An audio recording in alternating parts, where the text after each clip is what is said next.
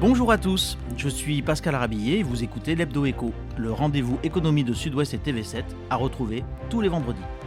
Bienvenue et bonne écoute.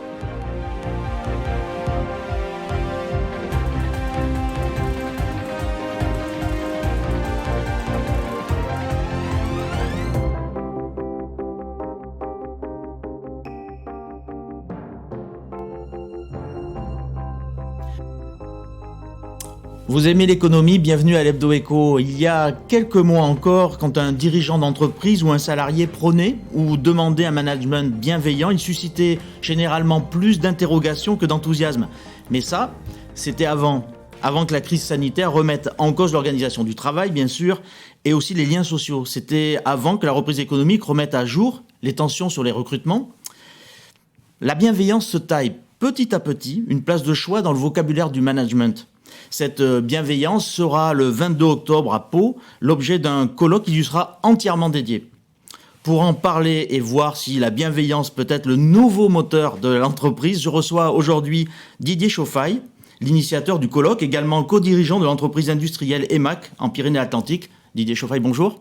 Bonjour. Et je reçois aussi Elisabeth Léger, qui est dirigeante de l'agence Conseil bordelaise. Écoutez voir, bonjour. Bonjour Pascal. Didier Chauffaille, je le disais un petit peu en préambule, vous êtes l'initiateur du colloque du 22 octobre à Pau. Pour vous, avant de parler de ce colloque, pour vous, la bienveillance dans l'entreprise, est-ce qu'on ne confond pas, c'est quoi exactement, et est-ce qu'on ne confond pas un peu trop avec la gentillesse ? Avant tout, il faut savoir de quoi on parle. Donc la bienveillance n'est pas la gentillesse, hein. C'est vouloir du bien, hein, d'accord ? C'est être attentionné envers autrui de manière désintéressée et avec compréhension. Et personnellement, la bienveillance, j'en parle sur l'environnement également et sur la nature. C'est pas être bienveillant avec les gens, avec l'environnement aussi. Donc. Mais avec l'environnement, bien entendu, oui. D'accord, c'est une vision un peu plus élargie. C'est un peu plus global, un peu plus sociétal, me semble-t-il. Alors, je le disais, vous êtes le président de l'association qui organise ce colloque. Vous êtes aussi chef d'entreprise. En quelques mots, parlez-moi de EMAC, cette société que vous dirigez. Alors, EMAC, c'est une société que je co-dirige avec mon associé Pierre Lalanne. C'est une entreprise de 80 personnes, à peu près 20 millions d'euros de chiffre d'affaires, basée au Pays Basque intérieur, à côté de Montléon. Et nous y effectuons de la recherche, de l'innovation, principalement sur le caoutchouc et les polymères. Voilà. D'accord, vous produisez pas forcément de pièces, mais vous produisez de la formulation pour tout des à produits fait, de très haute technologie, finalement. Tout à fait. On fabrique de la pâte ou des mélanges, on l'appelle comme on veut. Mais vous cuisinez le caoutchouc. Voilà, tout à fait. Nous sommes des cuisiniers. Alors, je vous fais parler d'EMAC parce qu'en fait, on dit de vous que vous êtes un peu un pionnier de l'utilisation de la bienveillance en tant que méthode de management. Franchement, est-ce que c'est productif, la bienveillance ? Alors, tout d'abord, je ne sais pas si je suis pionnier. Ça, c'est une chose, mais ça fait longtemps que je m'y intéresse. Ouais. Bien entendu, c'est vraiment des réflexions personnelles. Ce sont des engagements à travers des structures, des réflexions, des plateformes, des clubs, aussi bien au niveau national qu'au niveau local, avec des entrepreneurs d'avenir notamment, l'ISO 26000 et la santé et qualité de vie au travail, SQVT. Voilà. Et c'est vrai que je l'applique effectivement dans mon entreprise depuis, je pense, à peu près au moins 15 ans et bien entendu avant où je suis passé. Voilà. Et je répète ma question, est-ce que ça marche ? Est-ce qu'une entreprise peut être plus productive, plus efficace, plus commercialement plus efficace, oui. Alors je peux le management, je peux vous donner peut-être quelques exemples parce que ça parle. Moi, je suis plutôt quelqu'un d'assez pragmatique et qui fait. Donc c'est votre côté ingénieur. Je sais pas, peut-être ingénieux, mais en tout cas, effectivement, sciences dures et sciences molles, effectivement, se retrouvent et il faut, je pense, un petit peu d'harmonie entre ces deux mondes pour pouvoir effectivement avancer un peu plus. Et donc, on peut parler de recrutement par les pairs quand on recrute dans l'entreprise, par exemple. Ça, ce sont des exemples. C'est l'implication des collaborateurs dans le choix d'investissement. Ça, c'est extrêmement important d'impliquer, d'engager les gens dedans. C'est aussi de la formation de tous nos managers pour qu'ils se connaissent mieux mieux eux-mêmes ensuite pour agir sur l'ensemble des collaborateurs. Et moi aussi, j'ai effectivement réalisé ce type de formation. Ça peut être un kiné, un rugbyman qui vient nous parler de stress, de posture. Pourquoi rugbyman? Parce qu'on est une terre de rugby également. Et c'est pas dans la région qu'on dira le contraire. C'est aussi permettre aux salariés d'aménager leurs horaires, de leurs vacances. Pourquoi? Parce qu'effectivement, je suis très respectueux des projets également personnels, vie privée, vie professionnelle. Donc on est dans une région, ce que je fais ici, je le ferai peut-être pas effectivement dans d'autres régions, mais en tout cas c'est très important. Voilà. Donc par exemple, être dans les exploitations agricoles, les pastorales, s'investir dans des associations, je dirais, traditionnelles. Vous encouragez ce genre complètement, ce genre d'initiative. Complètement. C'est extrêmement important. Oui, tout à fait. Elisabeth Léger, en tant que dirigeant d'entreprise, est-ce que vous avez vous aussi la conviction que la bienveillance, ça pourrait devenir, alors pourquoi pas, c'est peut-être un gros mot, mais en tout cas une norme en matière de management? Alors une norme, je ne sais pas. Peut-être pas. Je ne sais pas, parce que être bienveillant, c'est faire marcher le cœur et l'intelligence dans un souci d'efficacité. Ouais. Donc si vous êtes sincère dans votre démarche, là, la bienveillance est un outil puissant. Mais l'imposer comme une norme, je ne sais pas, en tout cas, vouloir y tendre, oui, ça c'est intéressant. C'est plus une philosophie, à la limite même qu'un dogme. Oui, complètement. Oui, est-ce que, alors vous êtes au contact, alors vous avez des salariés, vous avez des clients, est-ce que ce management par la bienveillance qui s'est installé à l'intérieur de l'entreprise, est-ce que ça la rend plus efficace et est-ce que vos clients, ils sont sensibles? Alors, plus efficace, je ne sais pas. En tout cas, nous avons plaisir à travailler. Et donc là, pour moi, c'est... Ça participe de l'efficacité. Pour moi, c'est important. Je n'ai pas créé une entreprise pour rien. Je l'ai créée parce que voilà, j'avais envie qu'elle soit portée par des valeurs humaines et engagées. Moi, mon secteur de la communication, d'activité, c'est la communication. Et depuis 22 ans, je prône une communication porteuse de sens. J'invite mes clients à tisser des liens durables avec toutes leurs parties prenantes. Après, bien évidemment, qu'il émane de nous dans nos manière de faire, dans nos comportements, dans nos actions, dans nos engagements. On fait du mécénat de compétences, que ce soit avec la Fondation Bordeaux Mécène Solidaire, ou bien on parraine des enfants du Sénégal. Enfin, je veux dire, on va juste... Il y a un engagement. Voilà. Et donc du coup, ça transpire. Ça. Bien évidemment, ça transpire après. Et nos clients, j'ai presque envie de dire, alors certains viennent à nous, mais je vais aller les choisir. Voilà. Moi, j'ai besoin de patrons engagés, de patrons qui courent pas que après le chiffre d'affaires, qui est fondamental, sinon les entreprises n'existeraient pas. L'un n'empêche pas l'autre. Non, mais les entreprises ont un vrai rôle à jouer aujourd'hui sur le plan sociétal pour que demain, nous ayons une société durable et inclusive. Parce que le mot durable, aujourd'hui, on l'emploie beaucoup, mais il y a une réalité, là. Il y a tous les rapports qui sortent, la GIEC, etc. Il y a un mouvement de fond, en fait, là. Nous, le colloque Ben Vivo et l'association Ben Vivo, qui a une feuille de route très intéressante, est un acteur. Mais il y en a d'autres. Vous avez aussi Impact France, vous avez... Voilà, il y a un mouvement de fond. Vous avez des dirigeants aussi, comme Sylvain Brezard, qui vient de sortir sur la permanente entreprise. Oui. Vous avez qui sera aussi au colloque. Vous avez aussi Fabrice Bonifay qui vient de sortir l'entreprise contributive. Il est quand même président du club des directeurs de développement durable. Il est chez Bouygues Construction. Enfin, il y a des gens importants de fond qui prennent le sujet à bras le corps. Le rôle social et environnemental de l'entreprise est en train de sans doute se renforcer. Il a émergé, aujourd'hui il se renforce sans doute.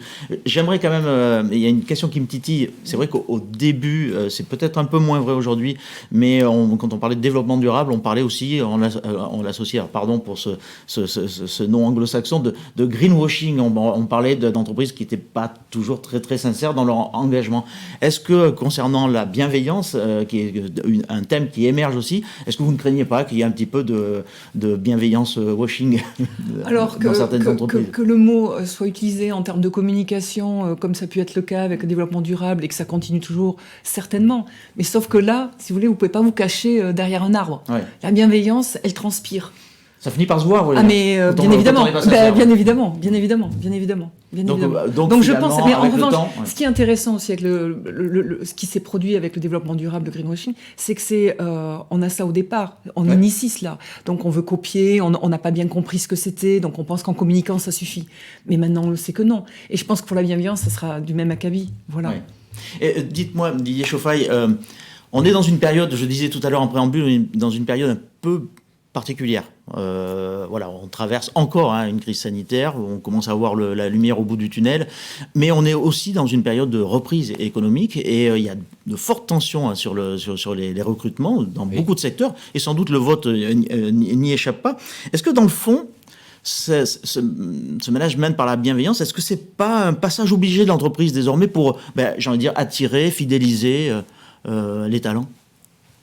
Ce que les dirigeants doivent comprendre, c'est que demain, et même aujourd'hui, on ne va pas pouvoir manager une entreprise comme avant.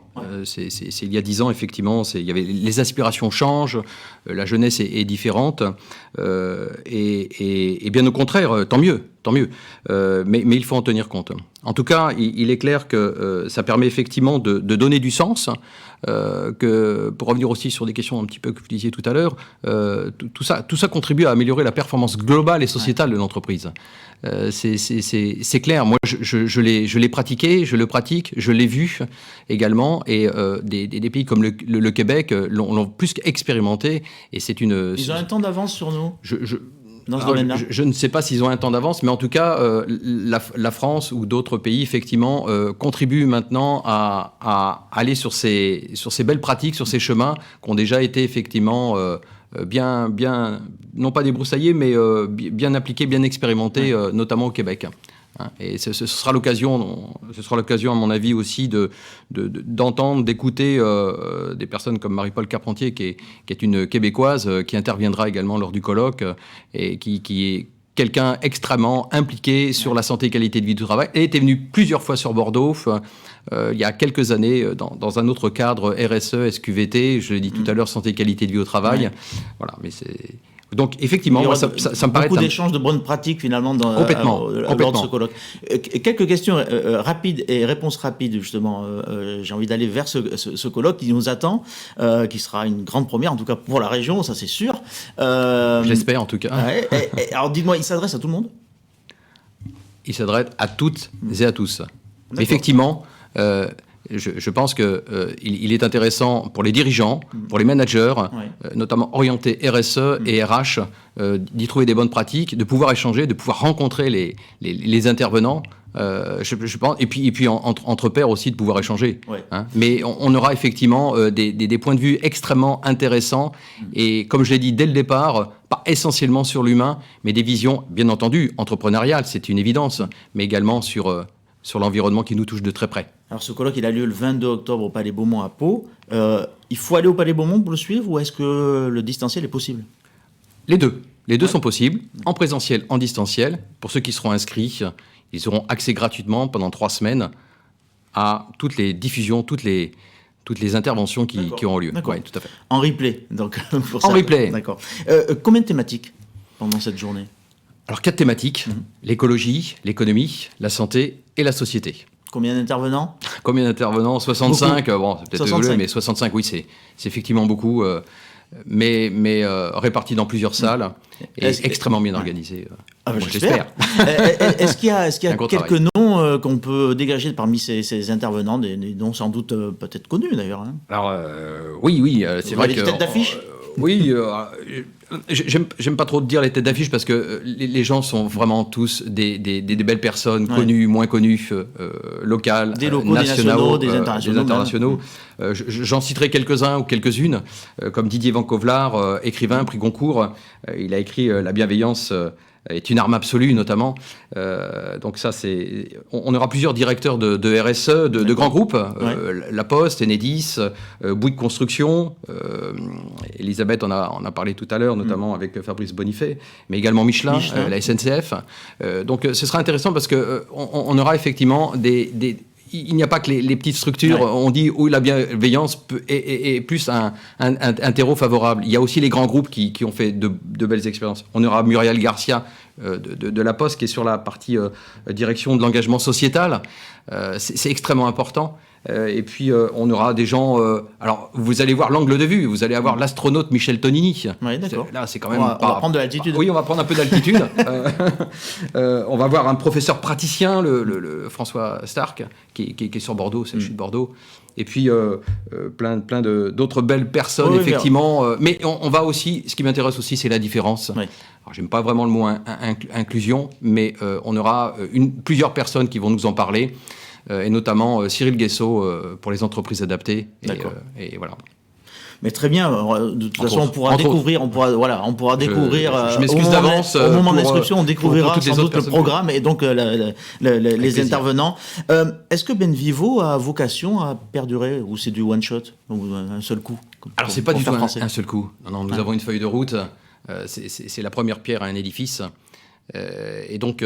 Donc première édition là dans quelques jours et la prochaine l'an prochain dans 2 ans. Dans 2 ans. Mais entre temps nous irons voir si je puis me permettre nos bienveilleuses et nos bienveilleurs. Alors je ne sais pas si le mot existe, mais en tout cas c'est comme ça que je le prononce. Au moins ça le mérite d'être clair.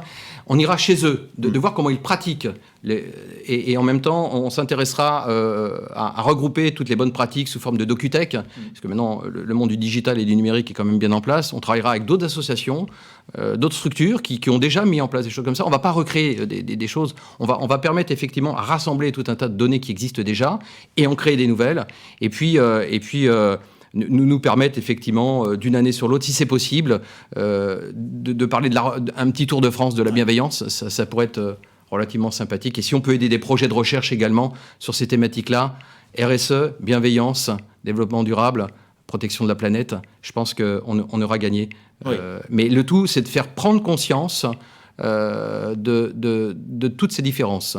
Je ne suis pas là pour convaincre, je suis juste là pour une prise de conscience si les gens le souhaitent, bien entendu. Mais je pense que c'est le moment.